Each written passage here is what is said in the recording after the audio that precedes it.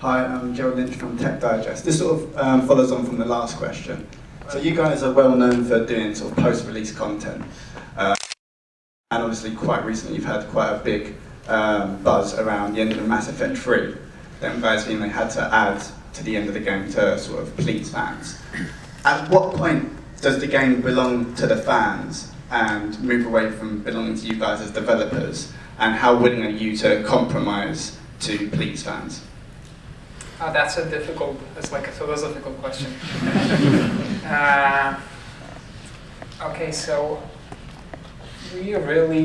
first of all, we really listen to our fans, but I think our philosophy is to first create the game. The basic idea, the shape of the game is always, or mostly our idea. We think we know what we're trying to achieve. We believe we know our audience, so we think we know what people are usually expecting. And that's at the very beginning. We're obviously, creating the storyline, the artistic direction, and stuff like that. We believe those things belong to us as developers. But later on, as we launch the game, people obviously start playing it, and we as people working on the game constantly can't really find all the. It's not about glitches. It's about experience. We play the game in a little bit different way because we know it usually by heart. We spend a lot of time with it. So then when players actually start playing it, they have some brand new maybe ideas. Maybe they play the game in a different way and stuff like that. So and they have their own needs. So I think that's when actually the players are starting to shape the game and the way it's going to look, right? And the moment they start playing it, the moment they decide to share their feedback with us. So I think it's the beginning of the process belongs to the team, totally almost. But then later, after the game is released, the process belongs to the people because they're the ones who share the feedback, who actually plan what should be made in the game and how it should be changed to actually become better and better and evolve as a great RPG game. So I think it's changing throughout the production. Would you say that's something to do with sort of the rise of, social networking and stuff like that? People are more connected to you guys now. So does that play into it as well? Yeah, probably. The people are mostly connected to us throughout our forums, actually, but also through like Facebook and stuff like that. The easier it is to communicate your needs. You don't have to even send an email anymore right now to our studio, although you can obviously, but you can just write something on our forums or somewhere in the comments or in a review, which is a great tool, obviously. And we're really digging all of those, thinking of a way how we can actually address the problem, and if it's possible, then sure, why not? Why not keep on working on the game? Because after all, our target is to create a great game, to become a superb RPG creating studio, to make all the players trust us, just to enjoy our game. Because when they enjoy our game, when they trust us, they'll be buying our games first of all, and we have resources to keep on working and doing the stuff we love. So that's our philosophy, and that's what we're trying to achieve. Questions here? Yep. You're right, buddy. This is Charlie from United Video Games. With obviously a lot of games nowadays having problems with the mature content, obviously Mass Effect, sex scene, everything like that. There's loads of games nowadays. Did you guys actually run into any problems with the mature content, and did you have any pressure to back down and basically shorten it and basically get rid of it from the consoles? No, we started creating the game, just like I said, on a PC, and all of the content that was created for the PC version is all right here on Xbox 360. So no, we have no problems, bigger problems. The game is, you gotta be mature to play it, right? 18 plus. So that's the only difficult part, let's call it this way. Part of the audience is left out.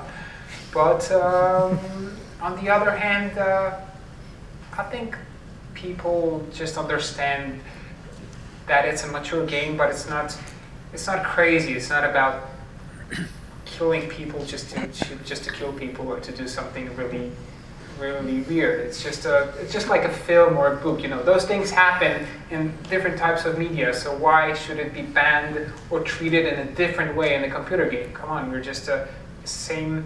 We are storytelling media, right? We just like books and films. So we want to be treated on the same level, and I believe we are at this moment. And so no, we did not face any extra problems, and all of the content was here on the console, just like on the PC. That's all I can say about it. Hi, Tim, Big Red Barrel. Apart from vodka drinking trolls, what do you think having a Polish source material brings to the table, and was it a source of pride for you as a Polish developer to bring that story to a bigger audience? A lot of the whole Witcher story, the books are based some some part on Polish or Slavic mythology, right? Maybe the troll drinking vodka is not a good example, but it it can give you a feeling of Eastern Europe. Come on. So yes, we were playing with the books, we were playing with the mythology, we were playing with our reality.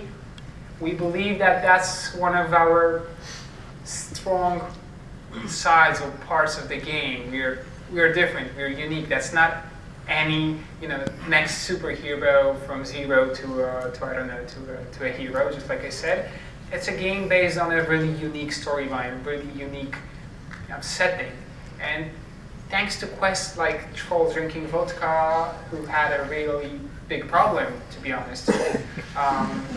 He really did. He really did. Vodka scourge of the troll community. Yeah. And those quests are making the game a little bit, in our opinion, more interesting, sticking maybe a little bit better to our reality around, but it's not something you see in computer games very often. And so yes, I think it's kind of a trick, but that's the way we're playing with ourselves, with the audience. That's what we want to introduce: the mythology, the setting, the totally different feel of the game than people are used to. No more on this side. Have you got one there? Yeah, brilliant job. Obviously, your fans are incredibly important to your process as a developer. If there is a future for the Witcher series, either on PC or next-gen consoles, will you always try to draw from the source material of the books? Or in future games, will you decide that actually you're going to strike out on your own and come up with completely original content? Oh, I think I could be talking about those ideas a lot, but right now we really want to focus on on the Witcher 2, the 360 version, and I don't want to go into too much details about the future, as right now the only thing we're thinking about launching the game and going to vacation. So sorry, I can't talk about it too much because I don't know what's going to happen. Just one. Yeah, go to everybody. Don't worry. One in the middle somewhere. So you said you got some very full creative content. Amateur Monster Hunter. You said you got creative freedom. In most of these RPGs these days, making the character you want him to be is quite a big part of it, whether good or evil, gay, straight, whatever. But since your character is in the books, it's quite clear who he is. Does that limit the amount of how much the player can make the character his own or her own?